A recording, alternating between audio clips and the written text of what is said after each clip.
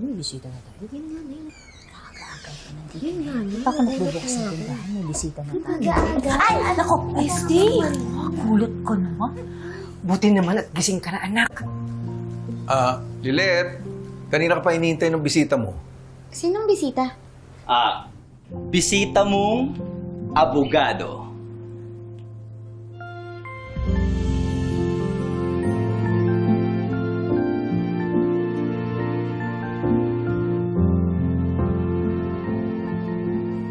Ano, bestie?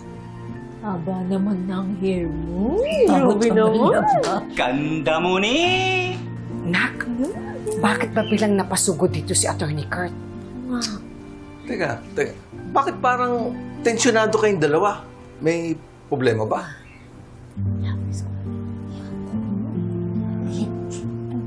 Nag-away ba kayo? Inaway ka ba? Sabihin mo, krompaling ko yan.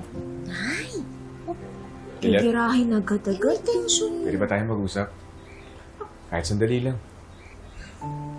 Ay, Kurt, ano kasi, mag-start na yung isa naming hearing sa kaso ni Ate Ella. Kaya, kailangan ko nang mag-prepare papuntang Pau. Alam ko, stress ka. Kaya, dinalang kita ng paborito mong chocolates. Stress buster. Ay, salamat pakibigay na lang kay Anton. Pasensya na, babawi ako sa susunod. Thank you.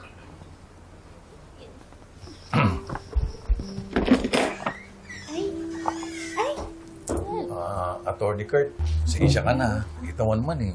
Parang ngarag eh. Di ba? Attorney Kurt, mabuti siguro sa ibang araw na lang kayo mag-usap. Mukhang busy talaga si Lilet eh. Hayaan na lang muna natin. Attorney, ano ba nangyari? Naway mo? Ay, itatanong ko lang, gatong ka rin eh.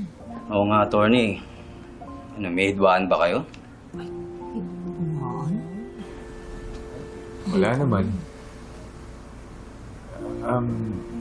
Pasensya na ho sa istorbo pakisabi na lang ho kay Lilet kapag hindi na siya ngarag. Sana ho, makipag-usap na siya sa akin. Kahit saglit lang ho. Sige. Salamat ho.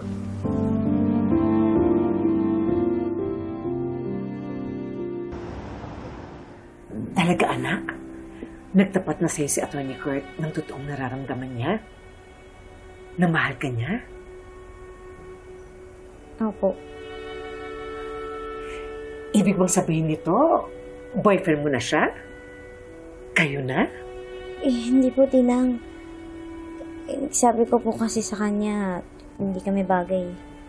Ano?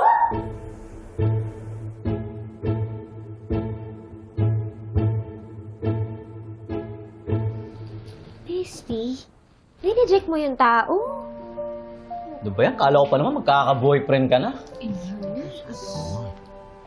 Alam mo, sa tingin ko gusto mo rin naman yung tao eh. Huwag mo na ipagkait sa sarili mo na maging masaya. Di ba?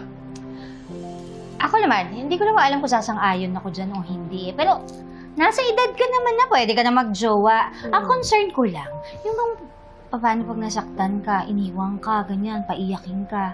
Yun ang Hindi naman sasabi ko. siguro. Dati naman po kasi wala namang gusto sa akin yun eh. Tapos, bigla na lang, nung isang beses na mag-guest ako dun sa podcast niya, tapos sinip kami ng mga subscribers niya. Teka. Ano tinutumbok mo, bestie? Nag-confess lang siya sa'yo para lang sa podcast niya. Ginagamit lang ako nun para dumami pa yung subscribers niya. Grabe naman, bestie. Ikaw tong abogado. Sabi mo sa akin, huwag agad-agad magja-judge. Ano yung ginagawa mo ngayon kay Attorney Kurt?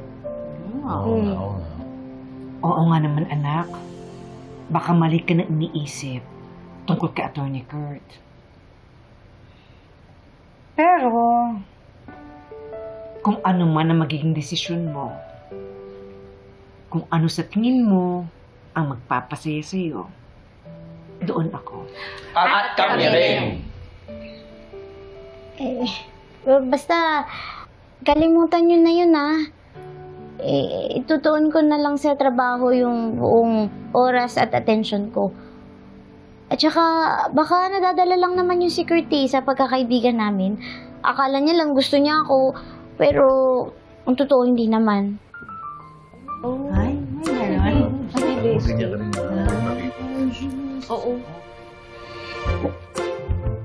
Oh. Sige na, baka malate pa ako sa PAW. Trabaho muna tayo ha, tamang desisyon. Yes, Your Honor. Tamang desisyon. Sana all. Tulak ng bibig, sabi.